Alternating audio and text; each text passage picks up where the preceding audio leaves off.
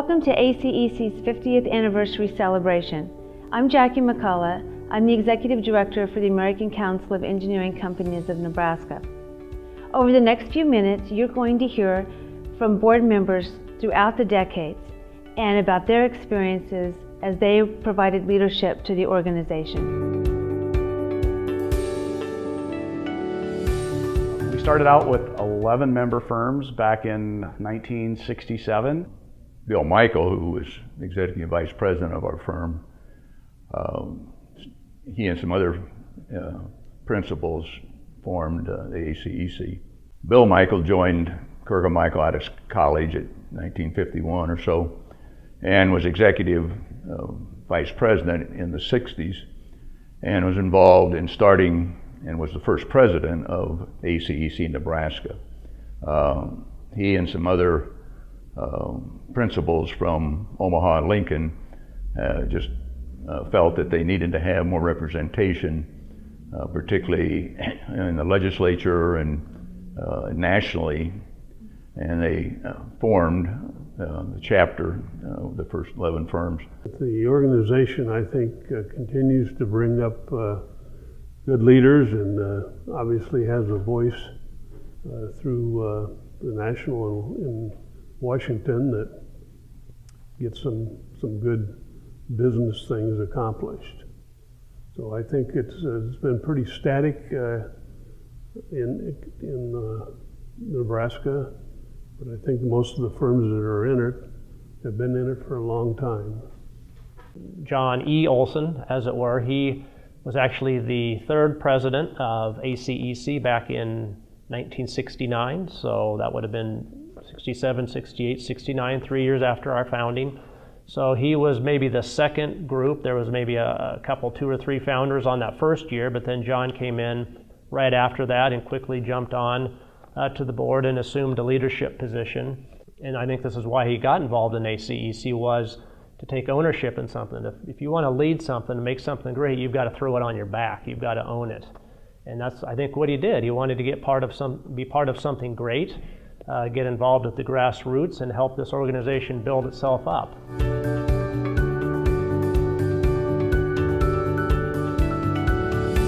I first started getting involved with ACEC back in HDR days. He and Bob Rolling, head of the Civil Department, were very active in the formation of ACEC Nebraska back in the early 70s, late 60s.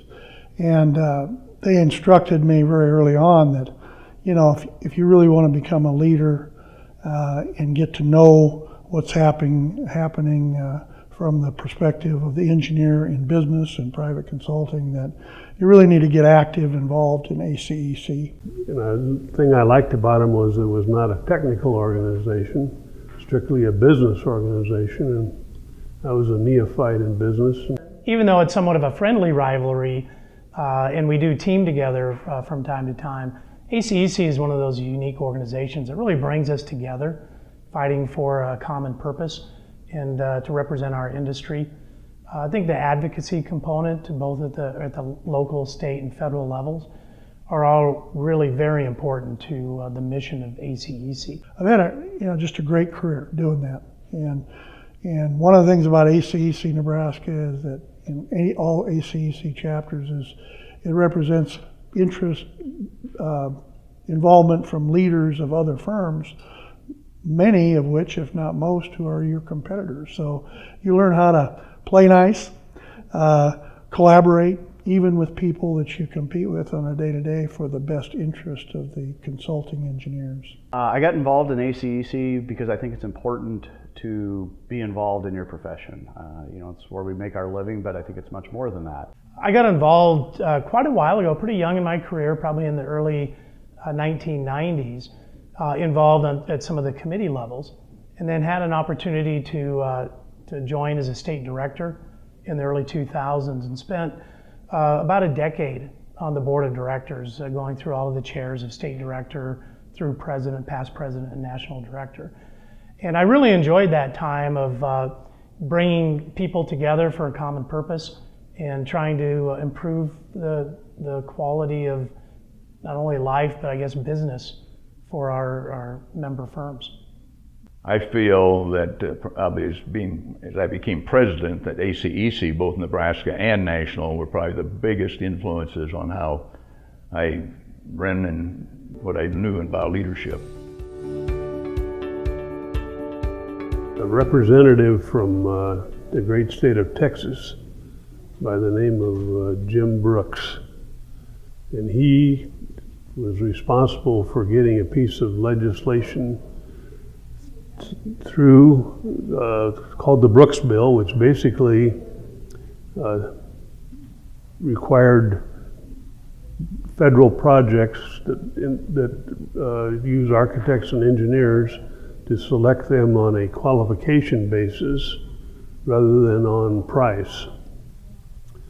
And the individual states picked up on that and began to, I guess, bleed that down to the state and the counties and the cities to have them follow that same regulation. Well, all that happened when I was president, and I spent the majority of my year getting that done. And to this day, that's the thing I'm most proud of. I think the evolution of ACEC Nebraska has been very strong. From the time that I initially got involved, it didn't seem in the early 90s that there was a real strong push, that there was maybe a handful of firms that had people that were very actively involved in the organization.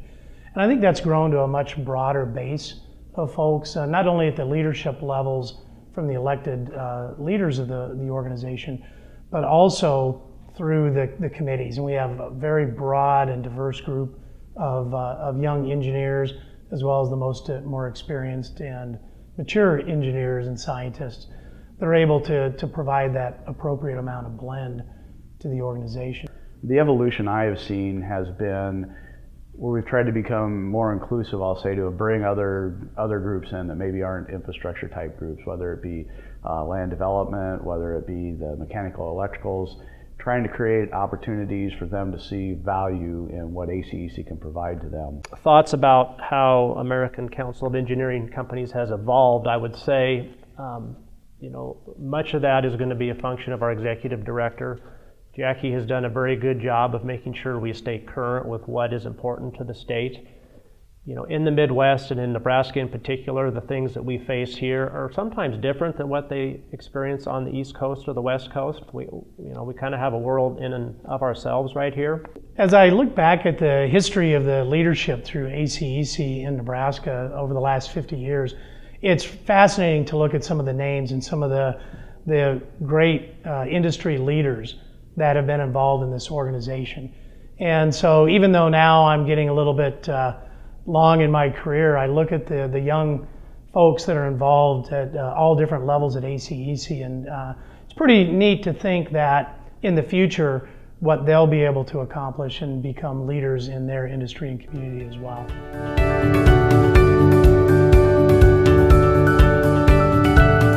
Go forward with Godspeed and congratulations on 50 years in Nebraska. Now I do. I wish Nebraska ACEC the best for these next years. I know that there's still a lot of challenges, a lot of the same challenges that we had years back continue to be there, but also to grow and expand as you grow these next 50 years. And we just want to wish you the very best for the years to come. Thank you. A happy anniversary to ACEC Nebraska for 50 years of service to our industry and to Nebraska. I'm proud to be a part of your membership in the past, and wish you luck in the next 50 years. Congratulations to ACEC Nebraska on your 50th anniversary. You've done a great job in elevating our industry and representing us well, and we appreciate everything that you do.